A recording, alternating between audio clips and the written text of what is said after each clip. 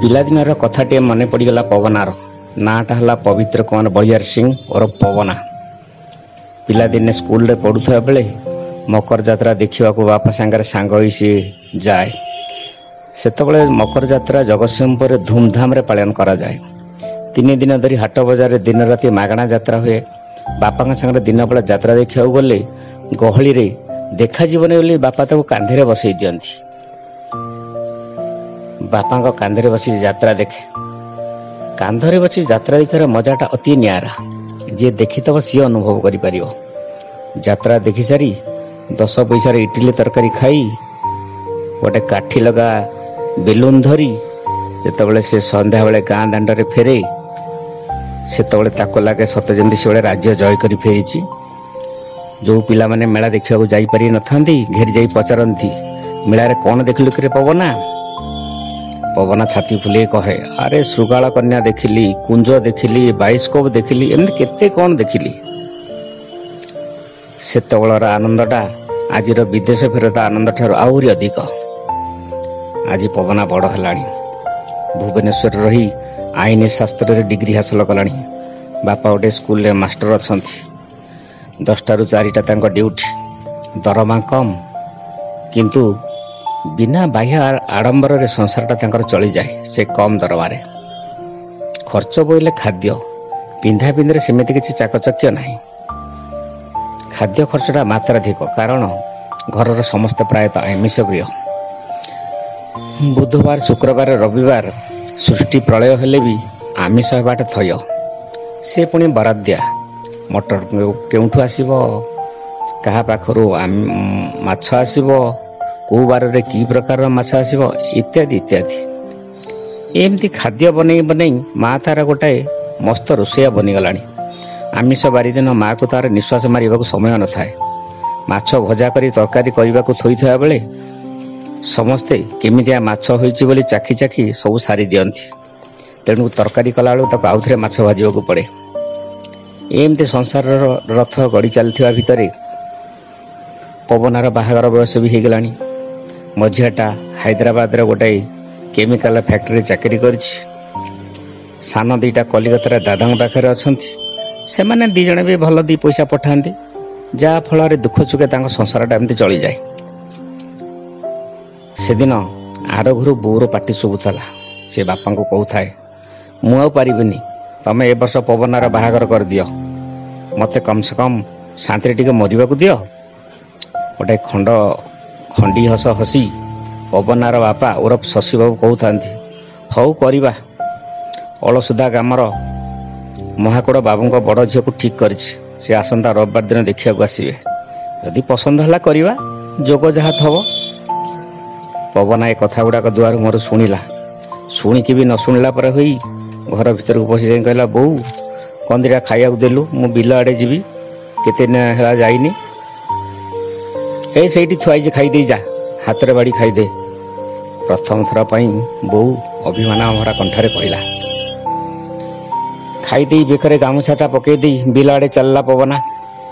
पिला दिन गाँ सांग माने छकरे देखाई गले। बाटर कहले अरे पवना एते दिन पर गाँ को आसीछु कुआडे जाउछ बे? आ दिबाजी तास पकई दवा। नाई रे आज बड़ क्यारेटा रुआ चलछि। बापा भी भुवनेश्वर आसछन्ति काम न सारी गले भल हबनी। चलुनु आमे समस्त मिसी रुई दबा सांग माने कहले। पवना टिके मुरी घसीदेला कहला नाई बे सेटा आम काम। आबे चाल बे आम काम कौन तम काम कौन सब निज काम। चलो समस्ते मिसी धान रुई दबा। धान रुई से तास खेलिया को बाहरलु। तास खेल भितर पवनार सांग सुसा कहला हेरी पवना तू बापा कौन अलसुआ गाँवर दासे पंडित बड़ झील सांगे तोर बाहागर ठीक करछन्ती। अरे जानिछु तार ना कौन टी? कालीबे। सुसा थटारे कहला। पवना होची शशि बाबूंकर आज्ञामोह पुत्र। से केबे से विषय बापा को पचारि पारिबनी। तेणु से कहला आबे सी तांकर बुझंतु से तो बहु आनिबे नहीं गोटे काम करा कुकर आनिबे। से एमितिया कुक होइतो जे तांको बोल अनुसार 5 प्रकार खाइबा को देई तांको संतुष्ट करि पारथबो। ए कथा कहिबार गोटे छोट हास्य रोल हो गला सेठी। सुसा कहला ए खुशे तू आज इवनिंग रे पार्टी देबे? हौ देखिया कही ताश खेल शेष जी जहाँ घर को फेरिले। राति सारी राति खाई सारी शोईला पवना हठात लैंडलाइन फोनटा बाजी उठिला। से मोबाइल जुग नाला। अगत्या निजर उठी फोनटा रिसीव कला पवना। सेपटू खंडी खंडी स्वर रे कहूला ता सान भाई किए भाई कहूचु? हाँ मु पवना ही कहूँ। पवना कहला भाई मु राति खाई बसा को फेरुली गोटे जीप मते बाड़े देला। मु आपोलो हॉस्पिटल रे अच्छी आउ सब ठीक अच्छी हेले मो गोड़टा भांगी जाइछि। तू व्यस्त हबुनी सुविधा हेले आसबु। मुंडटा चक्कर मारिदेला पवनार। अरे तू मेडिकल रू कहूचु?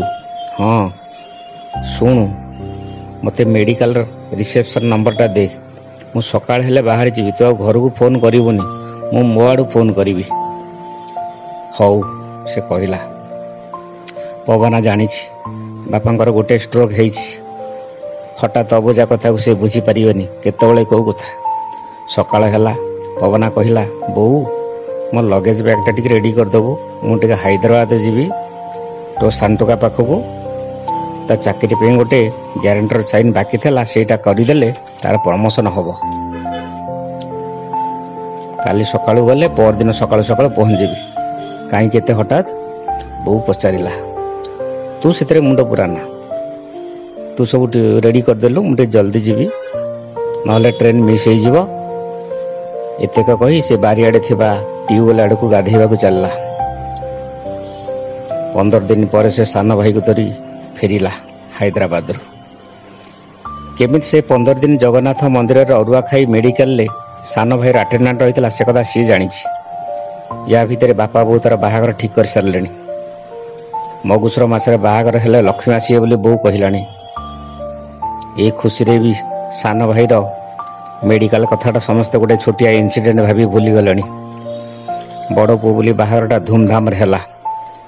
किंतु बाहागर पूर्वर बोहू को टिके आगु देखिपारि नथिबारु पवनार टिके मन उणा होता। किंतु दबा नबा और अतिथि चर्चा रे से खुशी हो गला और से दुखटा भी भूलीगला। आ भितर 4 वर्ष बीतीगलानी। शशि बाबू रिटायर्ड करगले। सी ए गाँव में रोच। पवना भी भुवनेश्वर गोटे नामकरा वकिल हो गला। पैसा पत्र अभाव ना। शनिवार रविवार हेले पवना गाँव को आसूँ। सबुदिन पर आज शनिवार गाँव को आसला। बापा ताऊ कहले अरे पवना आड़े आइलु टिके कथा अच्छी। बापा कदबा क्वचित पाखक डाक कथा हमें ना सेमती बसवे बाहर की गला बेलू पदे कहीदेवे नचेत बो मध्यम सब कथबार्ता। बो जो कथाटा कह माने पवना जानला जे बापा कहते। अति संतर्पण बापा पाखक से गला पचारा बापा कौन कहल? शशि बाबू कहले अरे मुझे कौन शुणुची आम सांटोकाटा ता सांग पर पढ़ुवा से बटदभा झील को भल पाऊँ बोली ताको बाहाब बोली भी कहूँ। तू टे भल कि बुझीबू तो। एक प्रथम थर बापा मुहर शुणी आचंबित है पवना। निजे विश्वास कर पारानी। हऊ ताको पचारि तुम व्यस्त हुआ। एतक कही फेरी आसला पवना निज रूम को। राति जाक खाली छटपट होता। सका गाधे पाधे 10टा बेलू सानटा को फोन कला। अरे मु एसबू कौन शुणुची? तू किसी खराब काम कर? हाँ मुझे पड़िशा गाँव बट दादा झील को राम मंदिर रे बाहाई। आमे परदिन घर को जीवु। अरे से तो धोबा घर हो कौन है से आजिकल सब चलुँ। सेपटू गंभीरतार सह कहला सान भाई। अगत्या निज सम्मान को जगि चुप रहा पवना। बापा हार्ट पेसेंट से परदिन आसो बोली कहलानी। गोटे बड़ विपदर संभावना को सामना करने को पड़ो बोली आशंका कला पवना। सतकु सत परदिन से ता स्त्री को नहीं घर को आसला। बिना बंदापनार से घर भीतर को गला। घरे गोटे अहेतुक निरावता। केही कहा संगे कथबार्ता करूना। लाजरे कहीं घर भी बाहर ना। एते बड़ कोलाहल परिवारटा गोटे निस्तब्ध कोठाटे परि पलटि जाइछि। बापा तांग रूम रे सोईछंती चुपचाप। केही भी डर तांको डाकू ना। आज प्राय तो रोषे हुई नहीं समस्ते उपास। बो कहला जा बापा को डाक कंदीटा जलखिया करदबा खाइबे। पवना डाक बापा को डाकिबा घर भीतर गला।